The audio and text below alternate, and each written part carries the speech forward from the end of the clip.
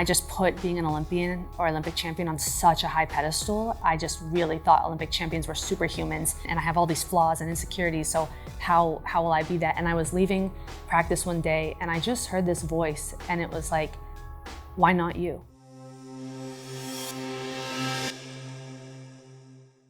Welcome back, everybody, with another episode of HJR Podcast, where I am honored to have one of the most decorated female wrestlers ever, definitely in the U.S., the GOAT, Helen Maroulis. Thank you for joining. Hi, thank you for having me. What inspired you to start wrestling as a female fighting? You know, it seems like maybe it's not the easiest thing to get into, especially just optically. You know, females might feel like that's a boy's sport. That's you know, not what I want to be.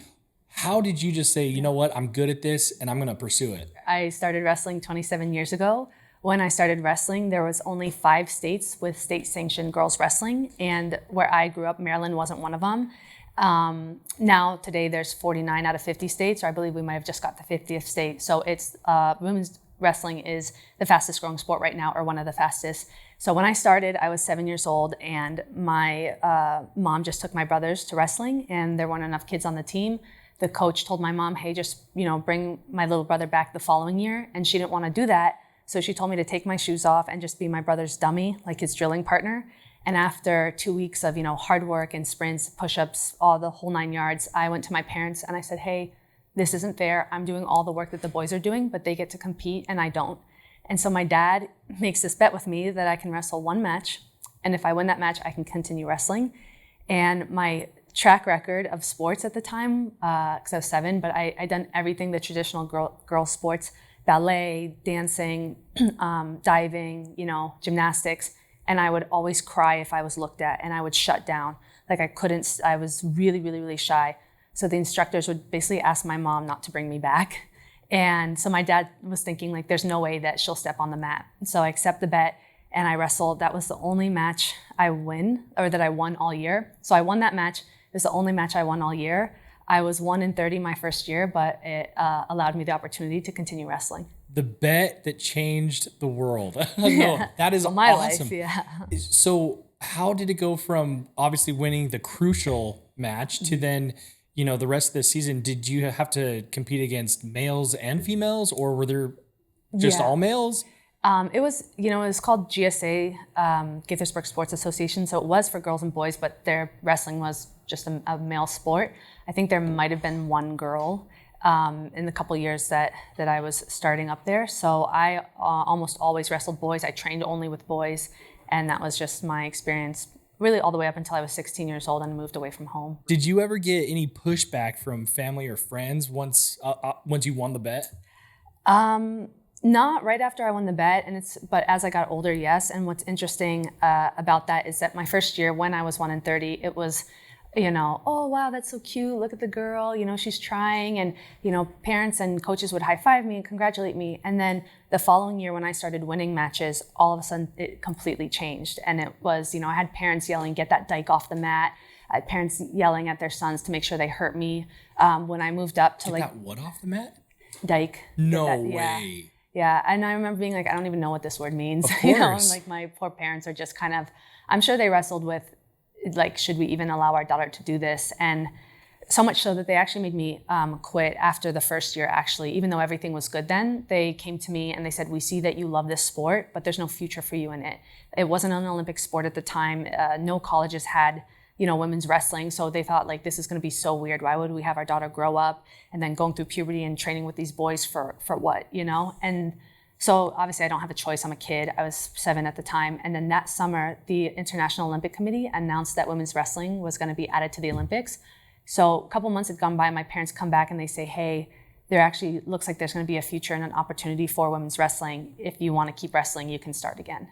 So, yeah. And so from that age, I was probably like 8 at this time, I just said, I want to go to the Olympics because this was the reason that I'm now able to do this thing that I love. What's also incredible is I didn't realize you were 1 and what? 30. That is amazing to me because so many people, myself included, when I wrestled in junior high, or I guess I started in elementary, I lost and I quit for the longest time because I'm like, oh, I must suck because I'm 1 in, I think it was even like 8. It was, you said, you know what, that doesn't matter. How did you get past that? Like that, obviously the record didn't matter. You're doing it. Listen, you had to make it past 1 in 10. Then it doesn't matter. No, I'm just kidding. No, you know what? I just remember being a kid and doing gymnastics and ballet and diving and being so shy and crying and just being very afraid and feeling like I didn't fit in or I didn't belong anywhere. And the moment that I went on the wrestling mat for the first time, it just felt like time stood still, you know? It wasn't about winning or losing. It was like in this 1 hour, 2 hours that I'm practicing, I just I'm just in this beautiful place. I get to do this thing that I love, and it's the most amazing feeling. So I just think love is the best motivator, and that's kind of what carried me through. So if an up and coming wrestler doesn't have the best record in the first, what advice would you give them?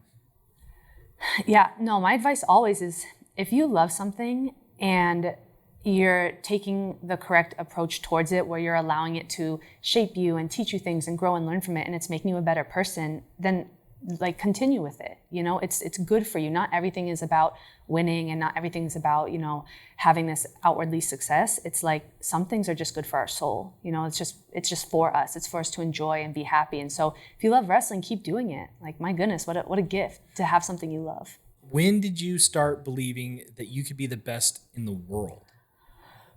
Oh, wow, that's a great question. Actually, okay. I remember saying that I wanted to go to the Olympics when I was 8 years old. Easy to say when you're 8 because you have no idea what that really means. And I remember in 2011, I had just won the Pan American Games for the first time. I beat a 3-time Olympic medalist.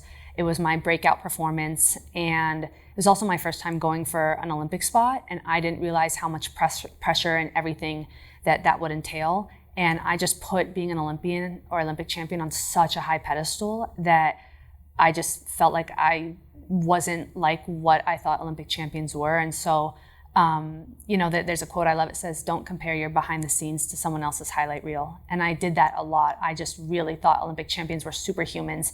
And I live with myself day in, day out. And I know I'm not a superhuman, and I have all these flaws and insecurities. So how will I be that? And I was leaving practice one day, and I just heard this voice, and it was like, why not you? You know, you can do this if you want to. Like, I've given you enough talent that you shouldn't have a lower standard than that. Doesn't mean you're gonna do it, but like, don't sell yourself out now and not even go for it because you're afraid that you might not ever do it. Like, and that kind of switched the flip the switch. Yeah. Yeah. I was like, it did something good. Yeah. So that's kind of when I first, and again, my biggest struggle was believing in myself and insecurities. So that was a very long road to build up from that point. But that was like kind of the first really big initial one. Was it the voice like that you knew was a little bit more divine than just a confidence? Yeah, no, that's a great question. There's a quote from a book, The Alchemist by Paulo Coelho, and it says, you know, like when you have a dream or a goal in life, the whole universe conspires to help you achieve it.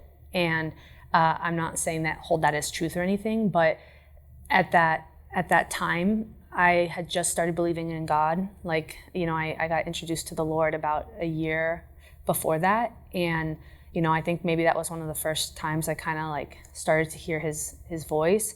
And I guess I would say, like, you know your friends' voices, right? If someone calls out from you across the room, you're going to be able to tell, like, oh, this is so-and-so and this is so-and-so.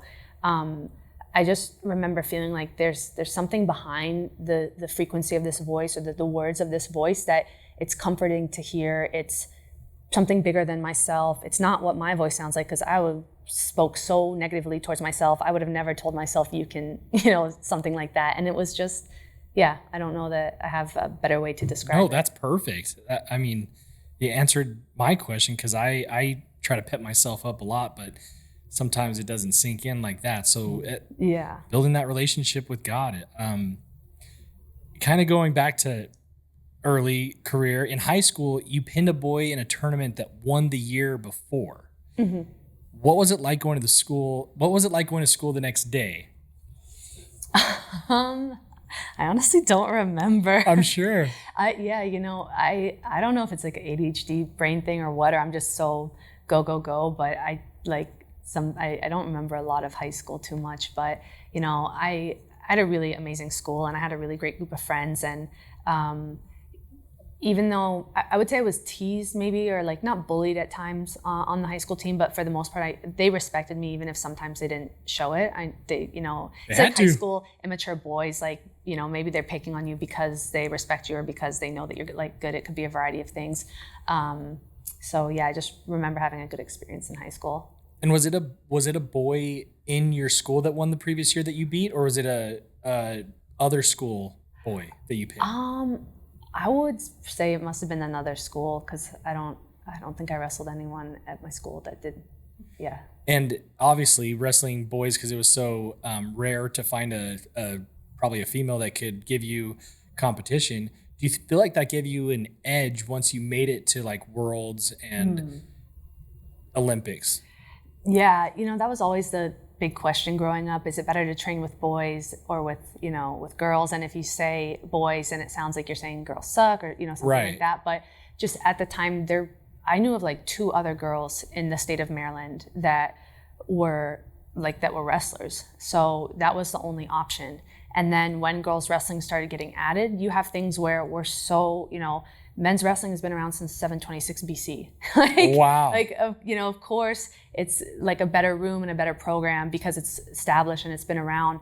I would say now I like training with both, just like because the highest level women just, we have some here, but some of them aren't at my weight. But, I'll always go to train with high level women. And it doesn't always translate. Some moves you hit on boys that you can't hit on girls. Some moves you can hit on girls that you can't hit on boys. So you have to know if you're training that could potentially change your style a little bit. Have you experienced discrimination as a female in wrestling? Yeah, absolutely.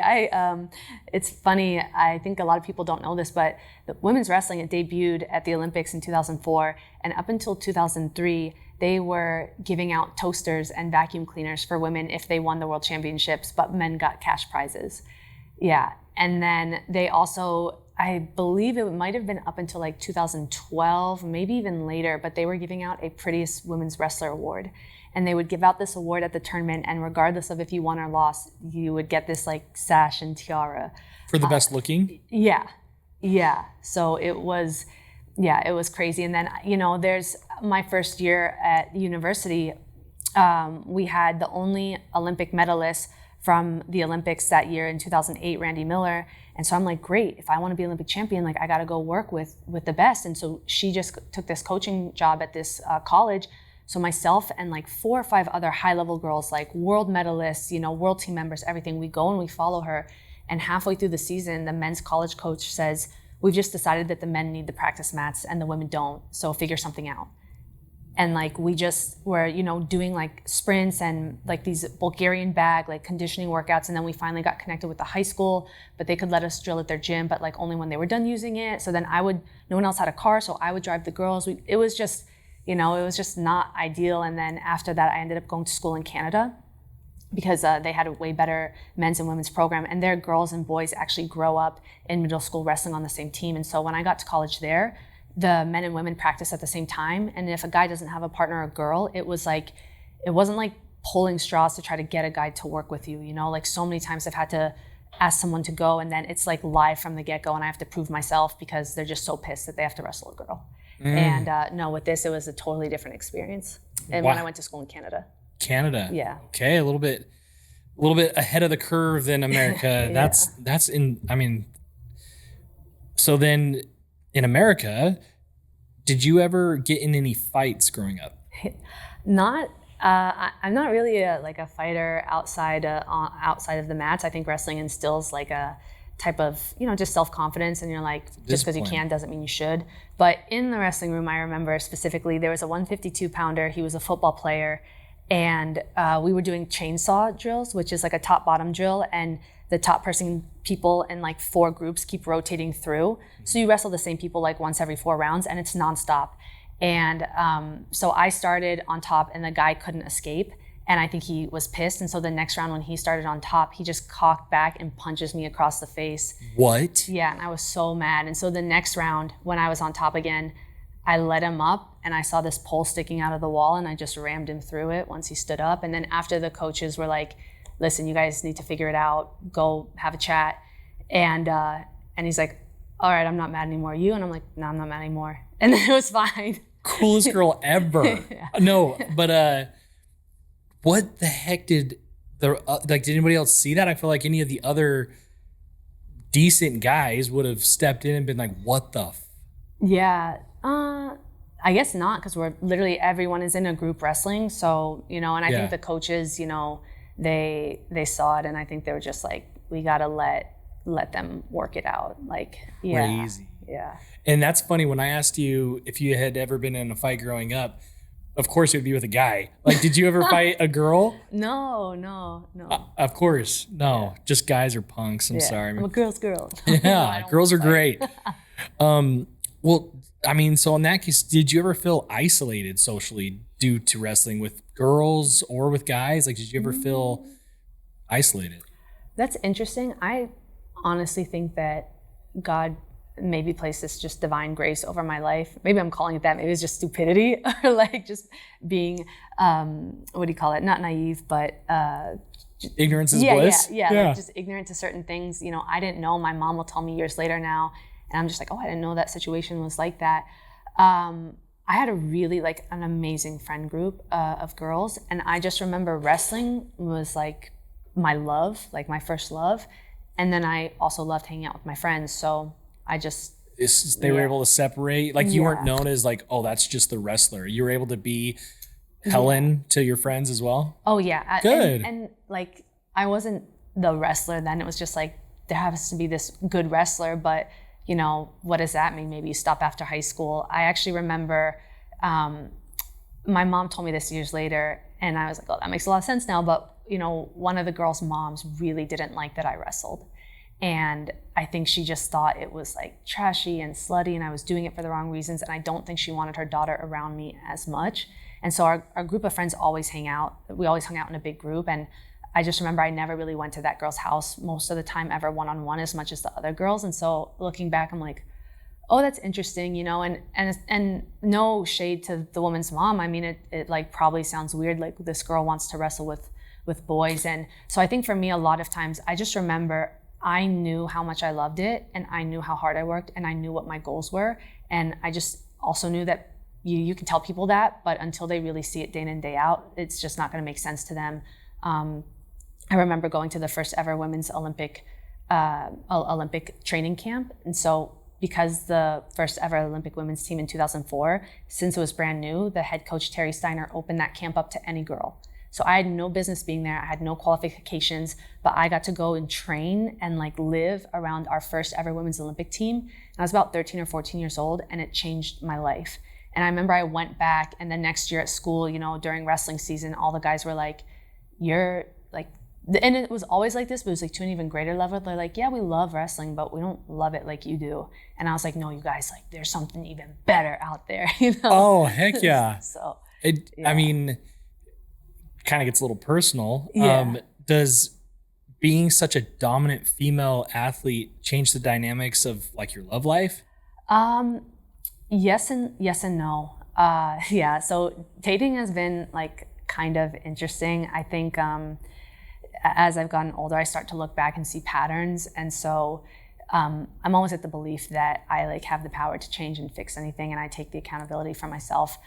Maybe it was my choice or who I'm choosing, but I kind of found that I think guys just feel the need to try to prove their masculinity or something in some ways, or they sometimes maybe take on a more feminine role because they're like, well, she doesn't need I used to be emotionally needy, and then as I was trying to reach my goal, and so I was becoming more mentally stronger, I think guys wanted me to lean on them in a way that I was like, it's not wrong to, but I know if I want to reach this goal, I have to find it within myself. And so and I don't mind doing this messy work, and so I'm gonna dig deep. And then they felt like, well, what's my role as supporter? And I tend to find that I think men like to have the support. And I as a woman, for me, I naturally do like to support, but it's just also I know I'm called to this right now, so I'm not going to be a cheerleader as much as I can, but I can't when I have to prioritize my own training and competition. There's seasons right now. Yeah. You need cheerleaders. Yeah, and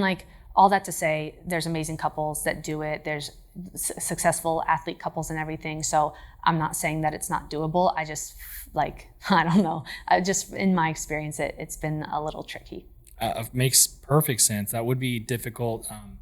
As somebody who likes to be kind of the masculine in the relationship, it takes a very secure man to be able to be like, this season, I need to be her cheerleader. And a lot of guys probably don't have that maturity. Yeah. And I find this too. I mean, everyone has their blind spots and everyone has their weakness, and you have to know what it is. And for me, for my career, it has been relationships. And I think it's true maybe for anyone, a good relationship will help you to reach your goals. But when it's not a good relationship or not healthy, or you guys just aren't aligned, I mean, that can be such a deterrent because, there's so many emotions involved, and we're all loving beings. I'm not a robot with the way that I pursue sport in any way. So I found that I look back and I just think man, I kind of jeopardized my career in some ways, or, I could have done better. I should have done better, but I was trying to make all these things work when it wasn't meant to work.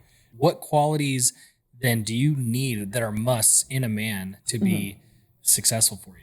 Yeah, I would say integrity and love, I think, covers everything. If you're a man of integrity, then you're going to be honest, you're going to be loyal, you're going to be disciplined, you're going to, do the right things. And if you're someone that's loving, then you're also going to have the capacity to love others. You're going to know how to love yourself, because sometimes if you're trying to get someone to take care of themselves or love themselves and they don't even know how to do it, then that's tough as well. And I don't mean that I'm expecting anyone to be perfect in all those areas, but I think integrity covers a lot of things that's important to me.